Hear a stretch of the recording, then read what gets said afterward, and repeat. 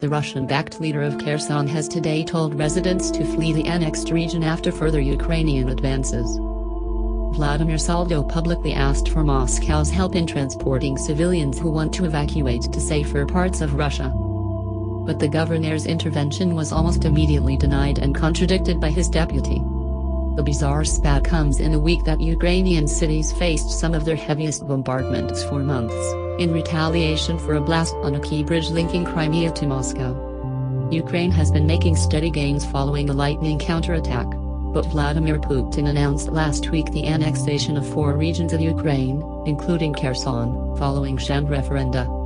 The Moscow-installed governor of the southern region told people take their children and flee in a video on Telegram. Every day, the cities of Kherson region are subjected to missile attacks, Saldo said. As such, the leadership of Kherson administration has decided to provide Kherson families with the option to travel to other regions of the Russian Federation to rest and study. We suggested that all residents of the Kherson region, if they wish to protect themselves from the consequences of missile strikes, go to other regions, he added, advising people to leave with their children. Kherson is partially occupied and arguably the most strategically important of the 4 annexed regions. It controls both the only land route to the Crimean Peninsula Russia seized in 2014, and the mouth of the Dnipro River. Since the start of October, Ukrainian forces have been rampaging through Russian lines in their biggest advance in the south since the war began.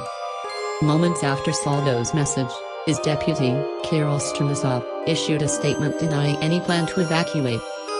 There is and can be no evacuation in Kherson region, he claimed.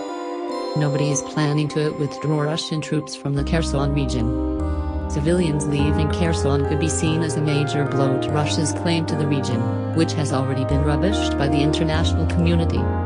The city of Kherson is the only large city Russia has captured intact since the start of the invasion. But its forces there can only be supplied across the river, leading some analysts to think they could be vulnerable.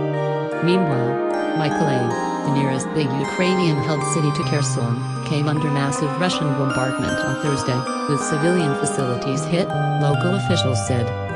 Regional Governor Vitali said the top 2 floors of a 5-story residential building were destroyed and the rest were under rubble.